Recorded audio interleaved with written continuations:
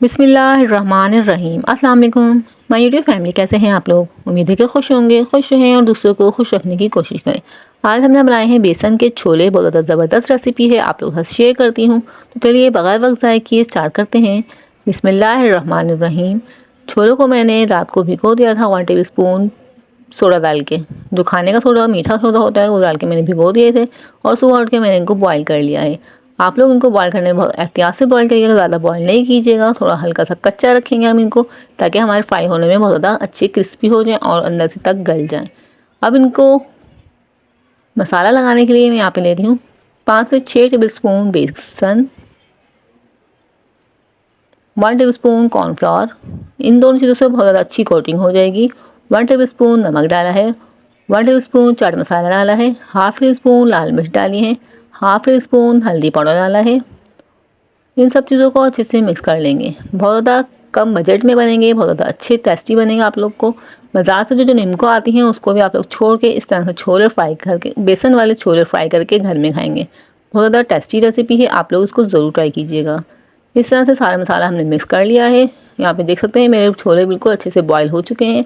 थोड़े हमने कच्चे रखने हैं। यहाँ पे आप लोग याद रखिएगा, छोलों को बिल्कुल भी ज़्यादा बॉईल नहीं कीजिएगा, नहीं तो ये रेसिपी आप लोग की ख़राब हो जाएगी। सारे छोले इसके अंदर डाल देंगे, फिर इस तरह से हल्के हल्के से इस तरह से हम साग को मिक्स कर लेंगे। बिल्कुल हल्के हल्के से मिक्स करेंगे ताकि हमारे छोले जो बिल्कुल भी ना टूटें। यहाँ पे आप लोग देख सकते हैं मेरे छोले बिल्कुल अच्छे से कोटिंग हो चुकी है बेसन की। सर्दियों की शामें हैं और रातें बहुत ज़्यादा बड़ी लंबी हो जाती हैं, तो आप लोग इस तरह की रेसिपी बना के रख सकते हैं और अपनी शाम और रात को एंजॉय कर सकते हैं। इस तरह से हम 10 से 15 मिनट को कवर करके रख देंगे। फिर हम ऑयल गर्म करने रख दूँगी मैं यहाँ पे देख सकते हैं मैंने ऑयल गर्म करने रख दिया है। ऑयल का टेम्परेचर इतना होना चाहिए कि हमारे छोले जो बिल्कुल अच्छे से फ्राई हों, इसके अंदर अच्छे से गल जाएँ और बिल्कुल जल्दी से गोल्डन ना हो। थोड़ा टाइम लगेगा गोल्डन होने में, तो हमारे बहुत ज़्यादा अंदर तक क्रिस्पी बनेंगे। और आप लोग मेरे चैनल ईट होम किचन पे न्यू है तो काइंडली चैनल को सब्सक्राइब कर लीजिएगा और बेल आइकन को प्रेस कर लीजिएगा। इससे मेरे वीडियो का नोटिफिकेशन आपको मिल जाएगा और आप लोग मेरी वीडियो को वॉच कर लेंगे। इस तरह से हम इसका गोल्डन कलर आने तक इसको फ्राई करेंगे। सिर्फ 2 से 3 मिनट में आप लोग की ये रेसिपी तैयार हो जाएगी। तो आप लोग इस रेसिपी को बना के भी रख सकते हैं, तकरीबन 1 हफ्ते तक इसको बना के रख सकते हैं, ये ख़राब नहीं होंगे।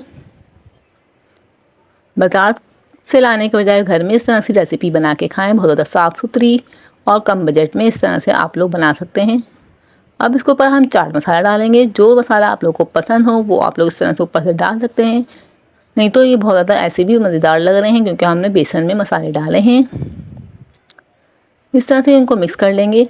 आप लोगों ने देखा ना कितने मज़ेदार क्रिस्पी हमारे छोले बनकर रेडी हुए हैं। उम्मीद है आप लोगों को रेसिपी बहुत ज़्यादा पसंद आई होगी। पसंद आई तो चैनल को ज़रूर सब्सक्राइब कीजिएगा। ये बिल्कुल अंदर तक क्रिस्पी बने थे हमारे छोले, हम सबको बहुत ज़्यादा पसंद आए थे।